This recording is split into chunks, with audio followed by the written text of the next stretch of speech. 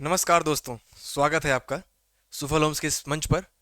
और कल हमने जो बात किया था, इसका सिलेबस क्या क्या है, एलिजिबिलिटी क्राइटेरिया क्या क्या है, आरओ के लिए, एआरओ के लिए, है ना।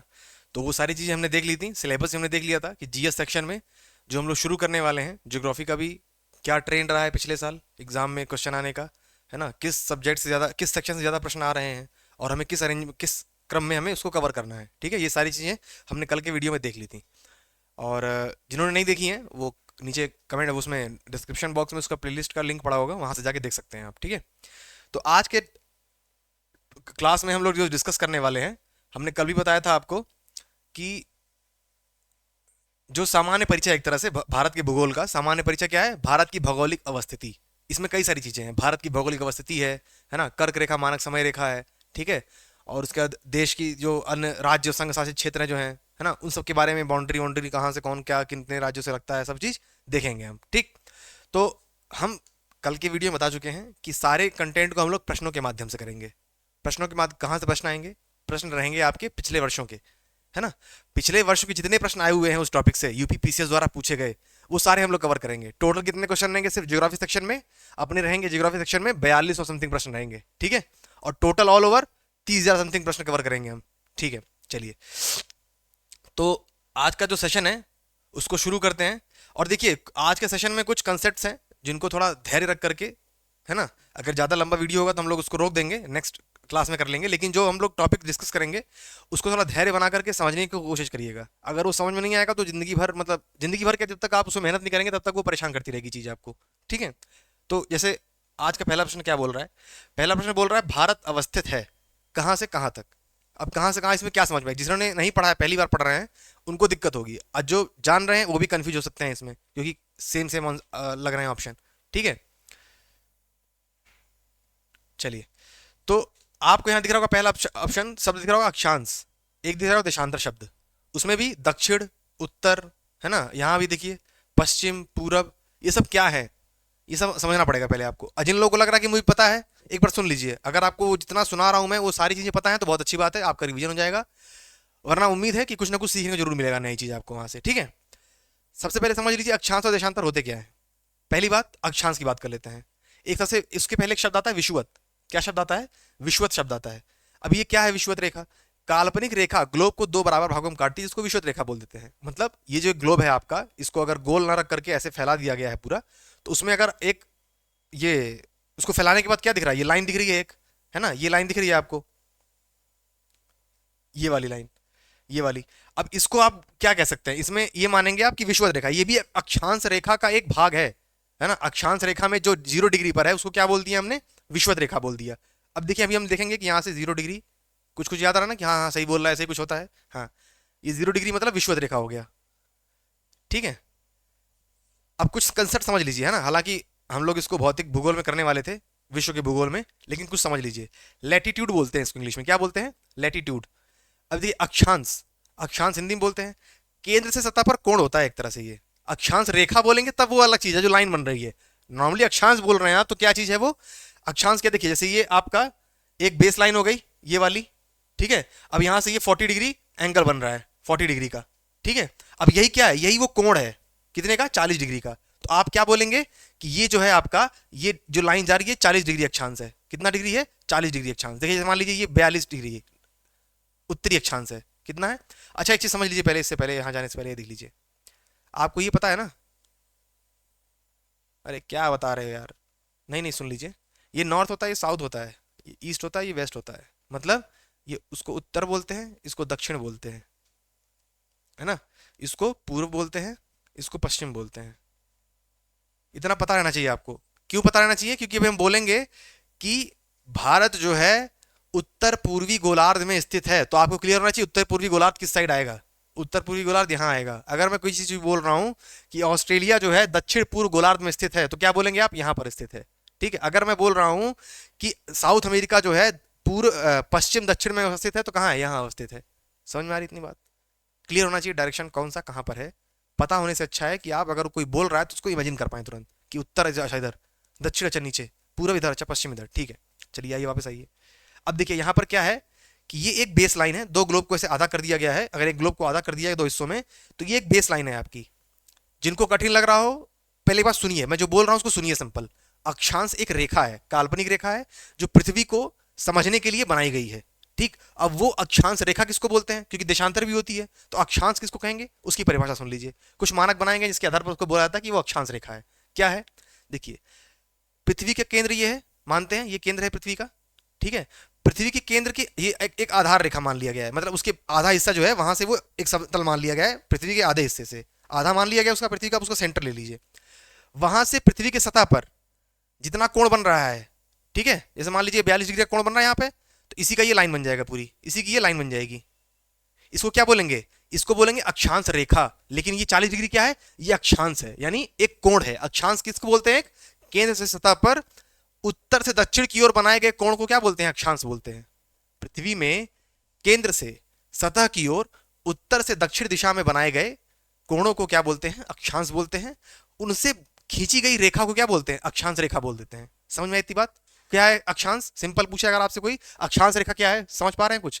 अच्छा, अक्षांश रेखा क्या है कि केंद्र से पृथ्वी की सतह पर एक कोण बनाया जा रहा है, ठीक है। अब उस कोण, जहां पर वो कोण आ रहा है, उस पर एक लाइन अगर खींच दें हम लोग पृथ्वी के पूरे चारों तरफ, तो क्या हो जाएगी, वो रेखा हो जाएगी। कितनी रेखा, कौन सी रेखा, जैसे मान लीजिए 42 डिग्री है, 42 डिग्री का कोण बन रहा है, तो 42 डिग्री की अक्षांश रेखा हो जाएगी, ठीक है। अब यहाँ कंफ्यूज होंगे आप, कहां पर जब देशांतर आएगा।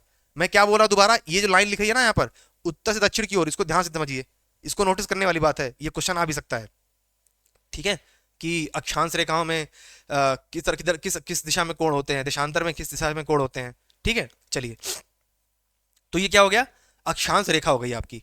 कई बार सवाल पूछता है कि अक्षांश रेखाएं कितनी होती हैं, ठीक है। अभी देखिए, पहले इस पे आ जाइए, एक और चीज समझ लीजिए। विषुवत से ध्रुव तक समानांतर जाने वाली रेखाएं अक्षांश रेखा कहलाती हैं। अब देखिए, ये है केंद्र था, अब ये देखिए, ये 0 डिग्री आई थी, ये जो है ये 0 डिग्री आया था इसका। अरे सीधी लाइन आजा भाई, ये 0 डिग्री आया था ना। अब ये क्या है, इस 0 डिग्री से जो रेखा खींची गई है उसको बोल देते हैं इक्वेटर, यानी विषुवत रेखा। हालांकि है वो 0 डिग्री अक्षांश रेखा, लेकिन उसको एक स्पेसिफिक नाम देने के लिए, क्योंकि वो दो हिस्सों में बांट रहा है पृथ्वी को, क्या बोल देते हैं हम, कि वो विषुवत रेखा है, ठीक है, इक्वेटर है, इक्वली डिवाइड कर रहा है दोनों को। चलिए, इक्वेटर लाइन हो गया वो, ठीक है। चलिए, समानांतर शब्द याद रखिएगा, समानांतर सिर्फ अक्षांश में प्रयोग होगा, ठीक है। और देखिए, अब आ जाइए, ये क्या है, ये दिशा, ये अक्षांश ये वाली हो गई आपकी, ये जो लाइन जा रही है, लेकिन ये क्या है, ये देशांतर रेखाएं होती हैं। समझ लीजिए देशांतर क्या होता है, एक बार समझ लीजिए अक्षांश में क्या क्या फैक्ट आते हैं।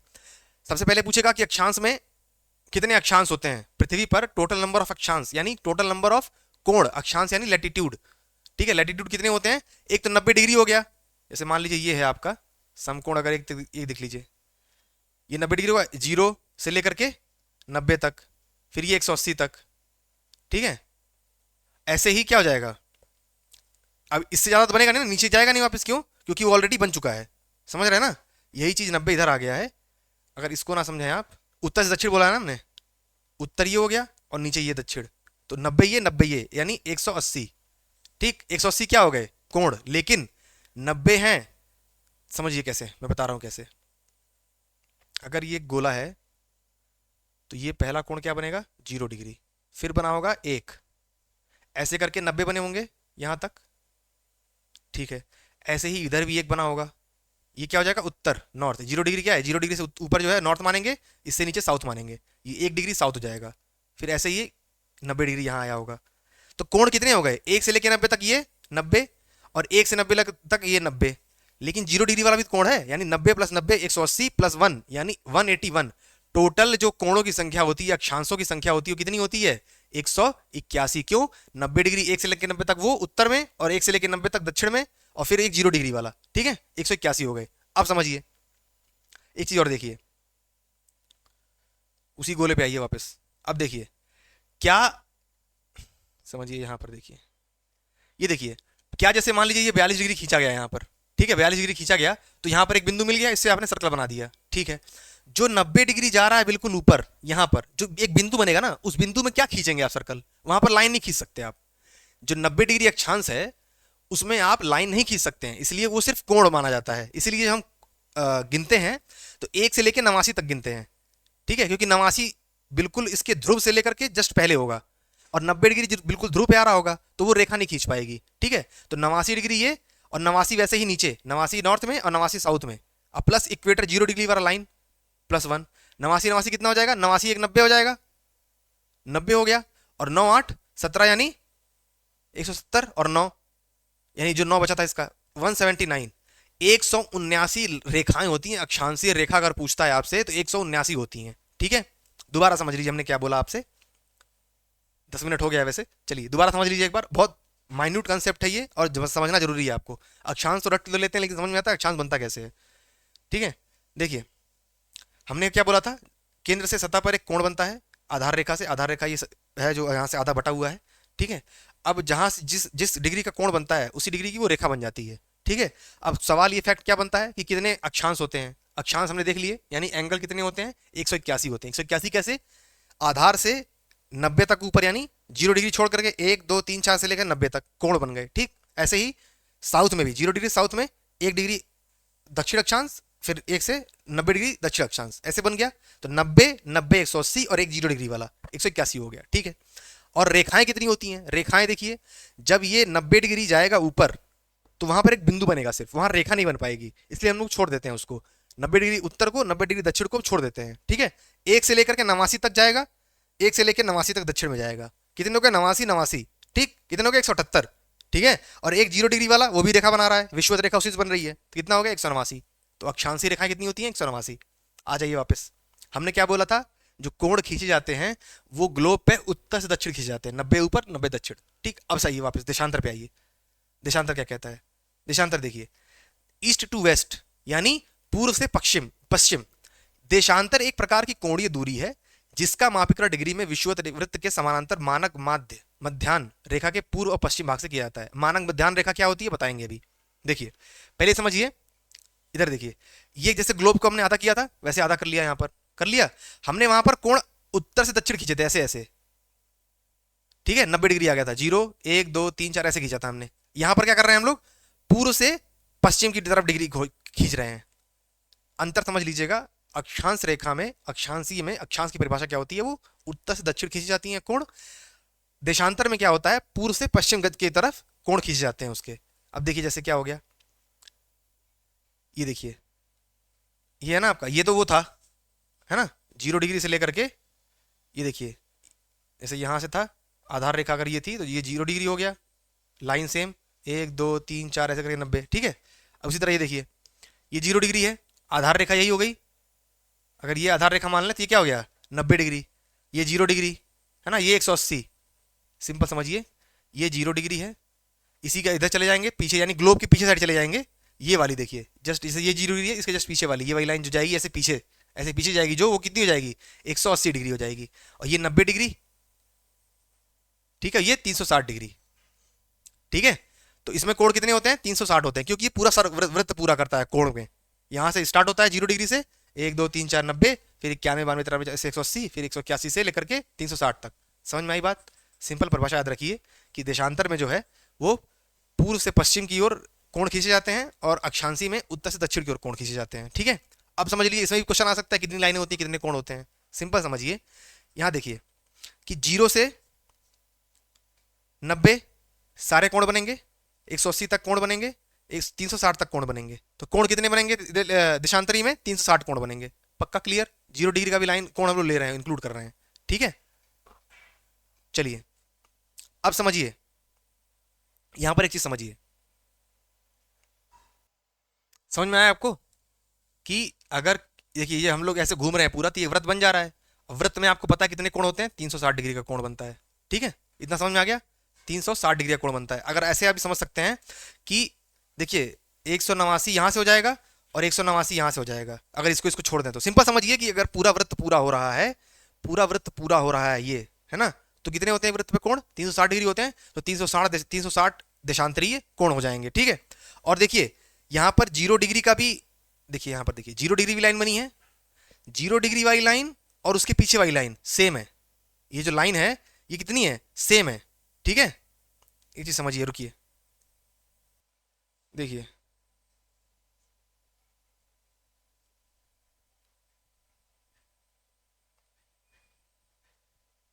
ये 180 नहीं, 360 यहाँ नहीं होगा, वापस 360 यहीं पर होगा, 180 90, ठीक है 270 हो जाएगा ना, 270 90 360, ठीक है 270 होगा यहाँ पर। ये भी सही कर लीजिएगा यहाँ पर, यहाँ 360 नहीं 270 होगा, ठीक है। अब देखिए यहाँ पर अगर हम लोग रेखा गिने, रेखा देशांतरी रेखा कितनी होगी, अगर एक को ये जीरो वाले को छोड़ दें तो एक से लेकर के 179 तक रेखा यहाँ जाएगी, 179 रेखा यहाँ हो गई 179 तक, ठीक है। अब वही चीज़ अगर यहाँ जीरो से मान लीजिए उल्टा 180 जा रहे हैं तो एक से लेकर 179 यहाँ होंगी रेखाएं देशांतरी कोण पर, 179 रेखा यहाँ भी हो गई, ठीक है। अब 179 इधर से हो गई, 179 इधर से हो गई। अब 180 जो कोण बना है वो भी एक रेखा है ऐसे वाली पीछे जो बनी है ग्लोब के, ठीक है, तो +1 कर लीजिए 180 वाला, और 0 डिग्री भी बना है +1 कर लीजिए इसको भी, तो क्या हो जाएगा 998, यानी ये 358 ये हो जाएगा, और 180 डिग्री वाला और एक 0 डिग्री वाला +2 कितना हो जाएगा 360। इसमें देशांतरीय में 360 कोण भी होते हैं देशांतरीय, 360 देशांतरीय रेखाएं भी होती हैं, ध्यान रहेगा इतना। चलिए अब इसमें कोई डाउट हो तो एक बार कमेंट बॉक्स में बता दीजिएगा, दोबारा हम कल फिर से डिस्कस कर लेंगे, ठीक है। चलिए एक फैक्ट देख लीजिए यहाँ पर जो भी चीज़ें हैं कि जो लैटिट्यूड एंगल्स है यानी देशांतरीय कोण है वो कितने होते हैं 360 होते हैं, और लाइंस भी 360 होती हैं। हम हट जाते हैं यहाँ से, देखिए जो देशांतरी कोण होते हैं वो 360 होते हैं, और देशांतरी लाइनें भी कितनी होती हैं 360 होती हैं, ठीक है। चलिए और ये फुल सर्कल नहीं बनाते हैं, ठीक है, जबकि अक्षांश पूरा सर्कल बनाता है।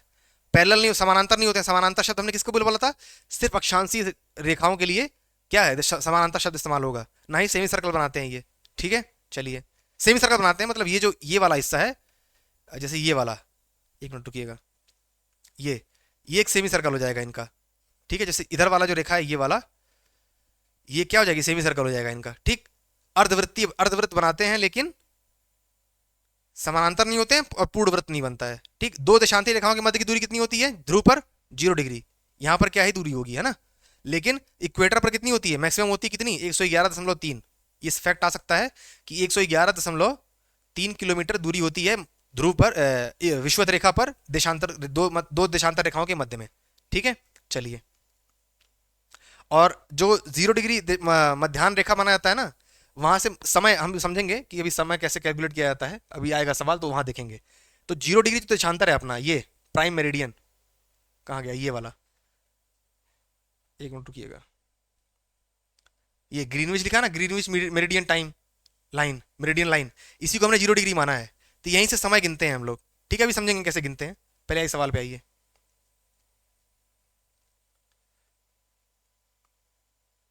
देख लीजिए ये कोण बनाया है ना इससे, और ये ईस्ट टू वेस्ट कोण बनाए गए हैं, ठीक है, वर्टिकल लाइंस बनाई गई हैं। चलिए अब यहाँ सवाल का उत्तर देख लीजिए, पहले सवाल का उत्तर क्या था कि भारत अवस्थित कहां से कहां तक है। समझिए चीज को, भारत कहां से कहां तक है। पहली बात कि उत्तर दक्षिण क्लियर हुआ आपको, अगर ये विश्व है और ग्रीनविच लाइन यहां यूरोप से जा रही होती है, यूरोप से ऐसे गई है ग्रीनविच लाइन, अगर बीच एक हिस्से में बांटे हम लोग इसको,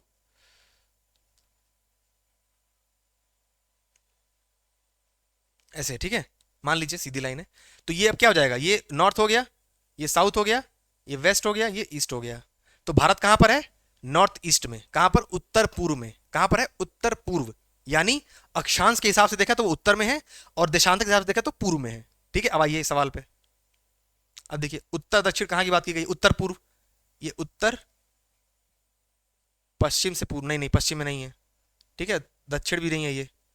अभी समझिए एक चीज मैं बता रहा हूं, ये देखिए मैप पे आ जाइए सीधे।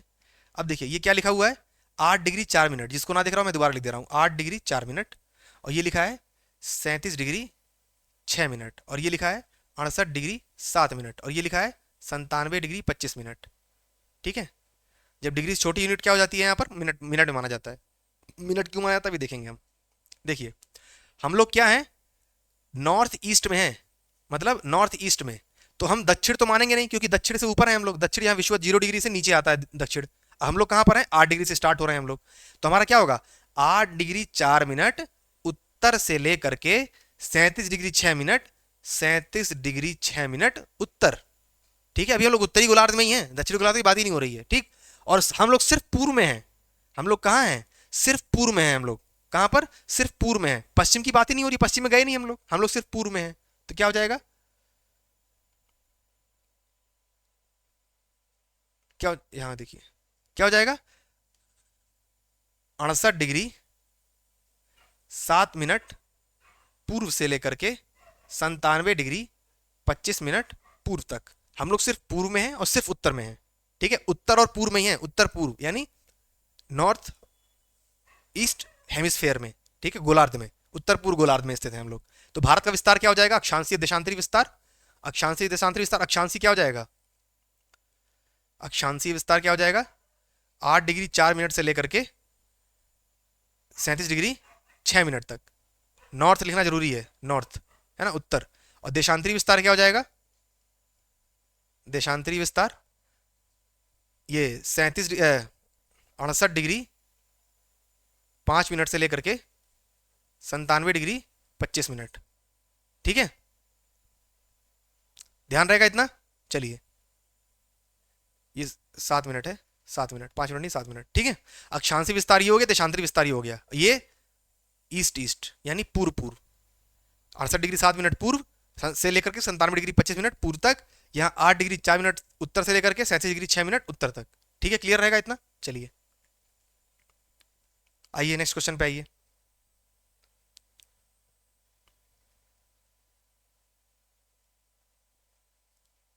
दूसरे नंबर क्वेश्चन, समय लग गया मान रहे हैं लेकिन चीजें समझ में आई होंगी आपको। भारत की अवस्थिति पाई जाती है, अब बता लेंगे ना आसानी से, ये क्वेश्चन तुरंत हो जाएगा, उत्तर पूर्वी गोलार्ध में। हमने देखा अभी कैसे, ठीक है। नेक्स्ट क्वेश्चन पे आइए। अब देख लीजिए, जैसे हम लोग अगर देखें इसको, देखिए जो यूरोप है आपका, ये है पड़ता है यूरोप, ये है यूरोप आपका, ठीक है, ये यूरोप है। अब इसमें हम लोग कहाँ, यहाँ से 0 डिग्री माना गया है देशांतर, तो इसके हम लोग पूर्व में स्थित हैं, ये पूर्व है ना अपना, ठीक है। और देखिए ये विषुवत रेखा यहाँ से जाती है, ये डिग्री हमारा जो शुरू होता है, हमारा जो भारत शुरू हो रहा है ये 8 डिग्री से शुरू हो रहा है, ठीक है। लेकिन विषुवत रेखा कहाँ से, जैसे नीचे से यहाँ से जा रही है 0 डिग्री, यहाँ से ये जा रही है 0 डिग्री, ठीक है। तो इसलिए क्या बोलते हैं हम लोग, उत्तर में पूर्व साइड, ठीक है। चलिए अगला क्वेश्चन देखिए।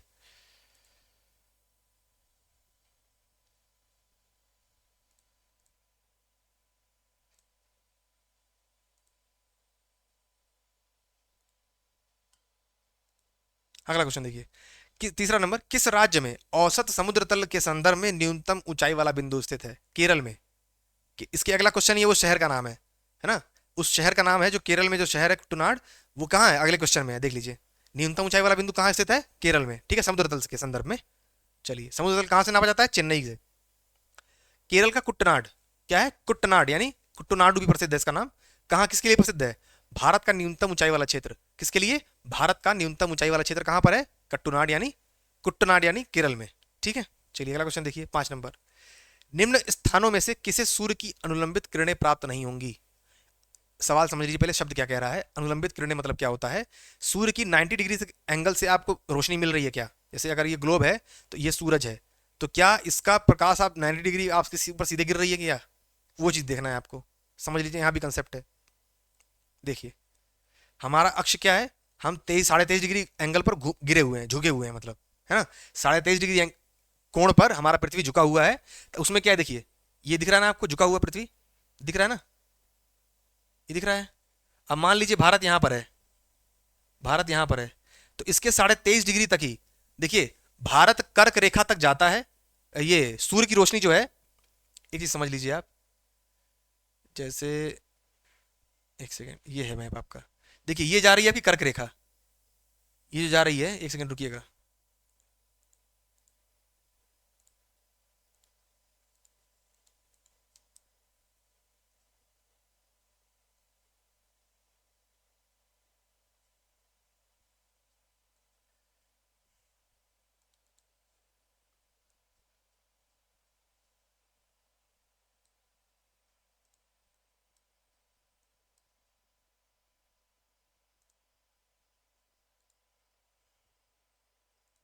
चलिए। तो ये जो आपका है, ये जो लाइन जा रही है, ये क्या है? कर्क रेखा है आपकी। और ये क्या है? ये मकर रेखा है। इसको ट्रॉपिक ऑफ कैंसर बोलते हैं, इसको ट्रॉपिक ऑफ कैप्रिकॉर्न बोलते हैं। क्या बोलते हैं? कैप्रिकॉर्न यानी मकर रेखा। सूर्य की जो रोशनी है वो यहां तक जाती है और यहां तक, इसके बीच में ही रहती है, मतलब 90 डिग्री कोण पर पूरे वर्ष में 365 दिन में एक बार ये कर्क रेखा पर जाएगी 23.5 डिग्री नॉर्थ में, और एक बार 23.5 डिग्री साउथ में जाएगी, ठीक है। अब वो अभी हम देखेंगे, है ना, अभी सारी तिथि देखेंगे हम। ये देखिए जैसे मान लीजिए आपका समर यानी 21 जून को, 21 जून को भारत में गर्मी रहती है कि नहीं रहती है? तो कर्क रेखा पर उसका पीक मतलब 90 डिग्री पर आ जाती है कर्क रेखा पर। अब कर्क रेखा पर जो जो स्थान है वहां पर 90 डिग्री सूर्य की रोशनी मिलेगी। मतलब सबसे बड़ा दिन कहाँ होता है, सबसे बड़ा दिन कब होता है अपना, 21 जून का। कब होता है, 21 जून को, ठीक है। और सबसे छोटा दिन कब होता है, 22 दिसंबर को, सर्दियों में, सर्दियों में। क्यों होता है, क्योंकि उस समय सूर्य की रोशनी मकर रेखा पर पड़ रही होती है पूरी तरह से। ये हम लोग विश्व भूगोल में जब करेंगे तो और अच्छे समझेंगे। देखिए, पृथ्वी झुकी हुई है, तो विश्व साल में 2 बार ऐसे आते हैं जब एक दिन ऐसा आता है जब सूर्य की रोशनी कर्क रेखा पर सीधी पड़ रही होती है, 90 डिग्री पड़ रही होती है, ठीक है। और एक दिन ऐसा आता है जब ये ऐसे मुड़ जाती है, जब तो वो क्या है, मकर रेखा पर पड़ रही होती है डायरेक्ट। जब पृथ्वी ऐसे घूम जाती है तो मकर रेखा पर पड़ रही होती है। उस समय हमारे यहाँ क्या होती है, ठंडी होती है, इसलिए हमारे यहाँ सबसे छोटा दिन होता है 22 दिसंबर को। और 21 जून को क्या होता है, सबसे बड़ा दिन होता है। और वहीं 21 सितंबर को क्या होता है, 21 सितंबर को क्या होता है, 21 सितंबर को बराबर दिन रात बराबर होते हैं, ठीक है। और 23 सितंबर को हम लोग ध्यान देंगे, इसको फिजिकल ज्योग्राफी में पढ़ेंगे और अच्छे से, है ना, टेंशन मत लीजिए, बस इतना समझिए कि कर्क रेखा के ऊपर जितने क्षेत्र हैं वहां पर 90 डिग्री के कोण से सूर्य की रोशनी कभी प्राप्त नहीं होगी, ठीक है। जो क्षेत्र कर्क रेखा मकर रेखा के बीच में है उन पर ही जो है सूर्य की रोशनी 90 डिग्री से गिरेगी, सिर्फ इतना ध्यान रखिए बस, ठीक है। अब देखिए क्या बोल रहा है कि निम्न स्थानों में से किसे सूर्य की अनुलंबित किरणें कभी प्राप्त नहीं होंगी। अब देखिए, पहले आपको ये पता होना चाहिए कि कर्क रेखा से ऊपर कौन कौन से क्षेत्र पड़ते हैं भारत के। एक सेकेंड मैप ला रहा हूं मैं, देखिए, ये देखिए, ये जाती है अपनी कर्क रेखा, ये 23.5 डिग्री, ये जो है 23.5 डिग्री, 23.5 डिग्री नॉर्थ है, ये 23.5 डिग्री नॉर्थ है, ठीक है। अब ये गुजरात में जा रहा है, भोपाल में जा रहा है, छत्तीसगढ़, झारखंड, ये 8 राज्य हैं, गुजरात, मध्य प्रदेश, छत्तीसगढ़, झारखंड, वेस्ट बंगाल, त्रिपुरा, मिजोरम, ठीक है। मणिपुर नहीं है, ठीक है। राजस्थान भी है उसमें, यूपी नहीं है, ध्यान रखिएगा इतना, ठीक है। अब इसके ऊपर जितने राज्य हैं वो क्या हैं, वो आपके कभी भी सूर्य की रोशनी को 90 डिग्री से प्राप्त नहीं कर सकते हैं, ठीक है। अब सवाल क्या था अपना, देखिए,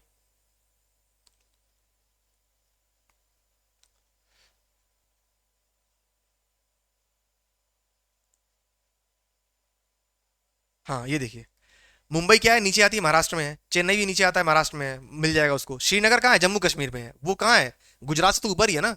तो श्रीनगर में कभी भी सूर्य की रोशनी 90 डिग्री से नहीं गिरेगी, ठीक है। तिरुवनंतपुरम आपका केरल पड़ जाता है, वो मिल जाएगा उसको, ठीक है। तो आपका आंसर क्या हो जाएगा, C, C will be your right answer. समझ में आना चाहिए, है ना। अभी हम डायरेक्ट यहाँ डिस्कस कर सकते थे कि इसका आंसर क्या है, श्रीनगर है, आगे बढ़ जाओ भाई, लेकिन आपको इमेजिन होना चाहिए ना। अच्छा, श्रीनगर है तो क्यों है, श्रीनगर इसलिए है कि भाई हमें इतना पता है कि सूर्य की रोशनी जो है वो कर्क रेखा और मकर रेखा के बीच में ही रहती है, 90 डिग्री के तौर पर, एक ना एक दिन जरूर 90 डिग्री से उस पर गिरती है। अब श्रीनगर भाई साहब उसके बीच में आता ही नहीं, तो कहाँ से हो जाएगा उस पर, ठीक है। इतना आपको पता होना चाहिए, चलिए, तभी आप इसको इमेजिन कर पाएंगे क्वेश्चन को।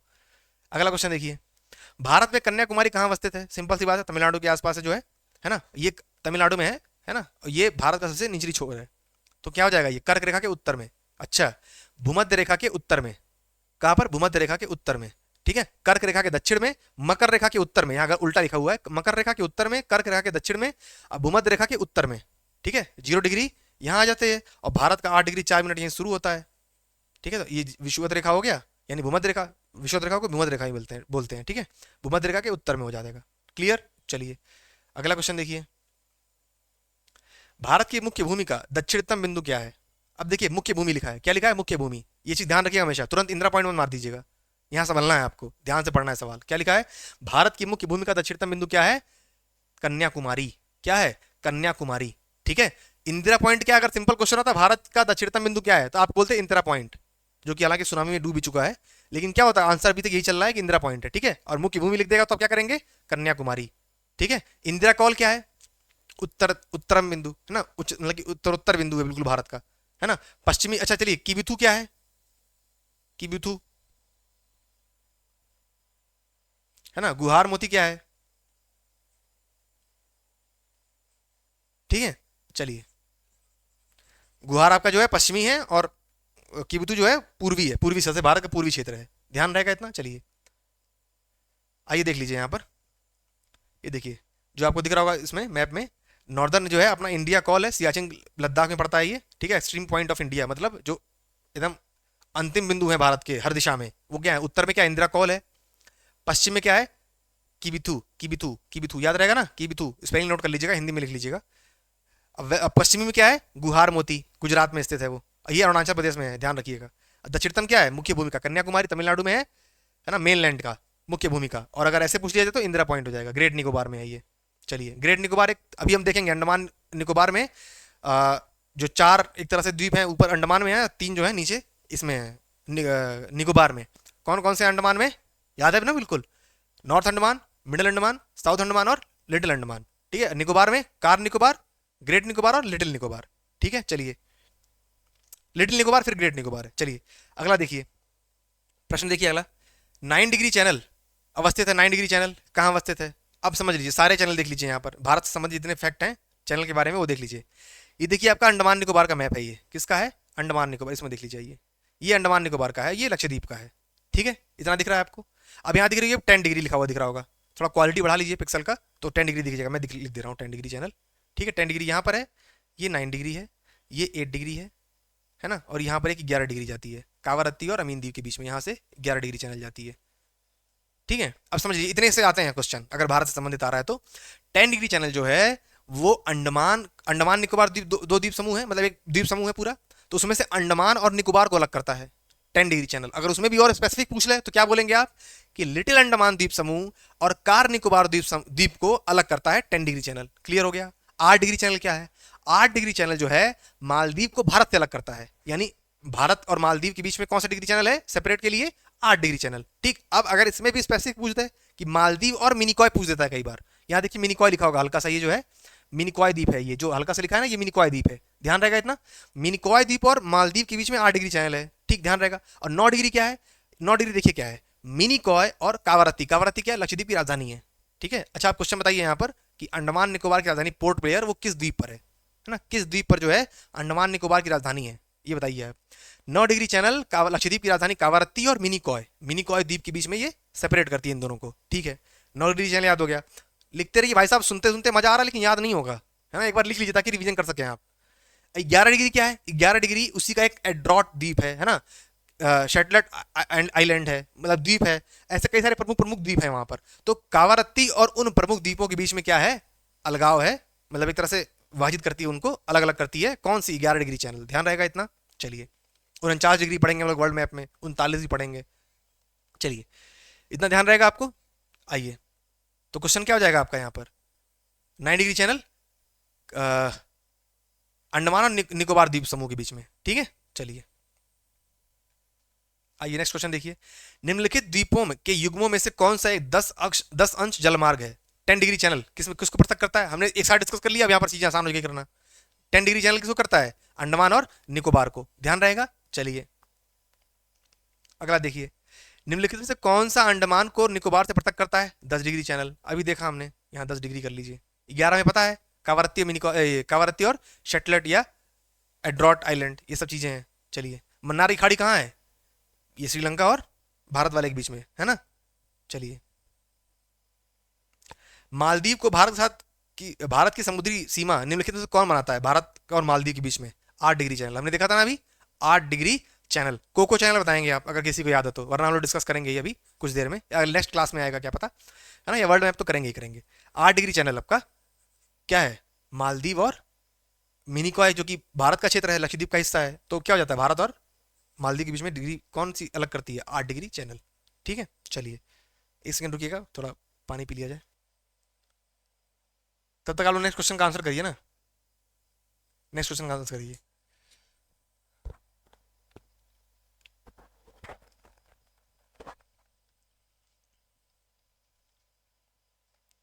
अब तक आंसर दे दिया होगा आपने। भारत का सुदूर दक्षिण दक्षिण बिंदु क्या है? अब यहाँ करेंगे इंदिरा पॉइंट। ठीक है, यहाँ मुख्य भूमि नहीं लिखा, क्या करेंगे आप? इंदिरा पॉइंट लिखेंगे। ठीक, चलिए अगला क्वेश्चन देखिए। भारत के प्रादेशिक जल क्षेत्र का विस्तार है, भारत के प्रादेशिक जल क्षेत्र। पहले बात समझ लीजिए प्रादेशिक जल क्षेत्र होता क्या है। ठीक है, समझ लीजिए, यहाँ मैप देखिए, मैप लाया हूँ आपके लिए ताकि चीजें आसानी से याद हो जाए आपको। ये एक भारत का मतलब मुख्य भूमि है, ये क्या है? भारत की मुख्य भूमि है। अब देखिए, भारत की जो मुख्य भूमि है ऐसे ऐसे टेढ़ी मेढ़ी है, तो हर जगह बराबर है नहीं, तो क्या कर लिया गया है? एक बेस लाइन मान ली गई। जैसे मान लीजिए कि अगर ऐसे ऐसे है, ऐसे ऐसे ऐसे ऐसे है, ऐसे ऐसे, तो एक ऐसी सीधी लाइन बना दी जाएगी, इसको बेस लाइन मान लिया जाएगा। ठीक है, अब ये जितना क्षेत्र है वो बेस लाइन के अंदर है। अब चीजें नापी जाएंगी कहाँ से? बेस लाइन से नापी जाएंगी। ठीक, तो ये क्या है आपका?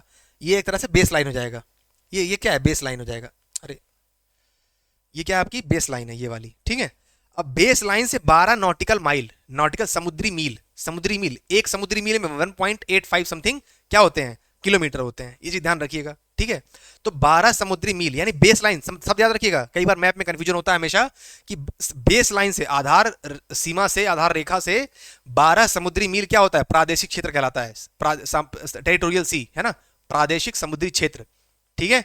और देखिए अब 24, कई बार क्या बोलता है हम लोग पढ़ते हैं, ऐसे पढ़ते हैं, देखिए ऐसे पढ़ते हैं हम लोग, ये बेस लाइन हो गया, ये 12 नॉटिकल मील क्या हो गया, प्रादेशिक क्षेत्र हो गया। अब क्या ऐसे ऐसे लिख देते हैं हम लोग कई बार, 24 नॉटिकल माइल। ठीक है, 24 नॉटिकल माइल क्या हो जाएगा, ये जो संलग्न क्षेत्र है ना, वो हो जाएगा। लेकिन ऐसा ये गलत है, ऐसा नहीं है। जो 24 नॉटिकल माइल है वो भी बेस लाइन से है, यहां से है 24 नॉटिकल माइल, बिल्कुल यहां बेस लाइन से गिनेंगे हम लोग। भले ही हम लोग 12 गिन चुके हैं वहां से, लेकिन 24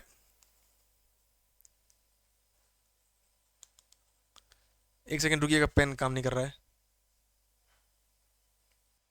चलिए सही हो गया। ठीक है।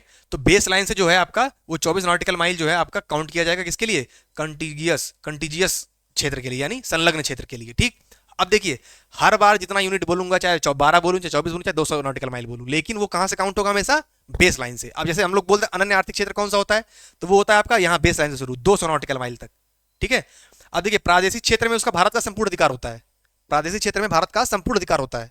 और जो संलग्न क्षेत्र है यानी कंटिजियस जोन जो है आपका, वहां तक क्या है, सीमा शुल्क लगा लिया है ना, आर्थिक जो क्षेत्र है, लाभ है, वो सब भारत के होंगे, है ना, ये सब चीजें जो है भारत अपना देखरेख करेगा वहां पर। चलिए अगला क्वेश्चन देखिए, यहाँ पर आंसर क्या हो जाएगा आपका, तट से 12 समुद्री मील तक, तट से 12 प्रादेशिक जल क्षेत्र। ठीक है। यहीं पर अगर संलग्न क्षेत्र बोलता तो तट से 24 समुद्री मील तक।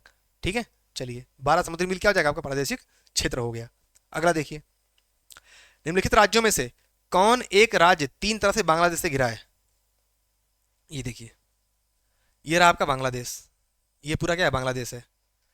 ये जो देखेंगे आप, ये त्रिपुरा है आपका, क्या है, त्रिपुरा, क्या पड़ेगा, त्रिपुरा। तो त्रिपुरा राज्य है वो तीन तरफ से बांग्लादेश से घिरा है, देखिए इधर से भी घिरा है, इधर से भी घिरा है, इधर से भी घिरा है। ठीक है। या मान लीजिए आप उत्तर से घिरा है, इधर से घिरा है, इधर से घिरा है, इधर से नहीं मानना है तो। ठीक है। तीन तरफ से जो है त्रिपुरा भारत में बांग्लादेश से घिरा हुआ है। ये क्वेश्चन आता आया है, कई बार आता है, वनडे एग्जाम में भी आता है, ये सिविल सर्विस एग्जाम में भी आ जाता है कई बार। ठीक है। रिपीटेड क्वेश्चन है मतलब। आइए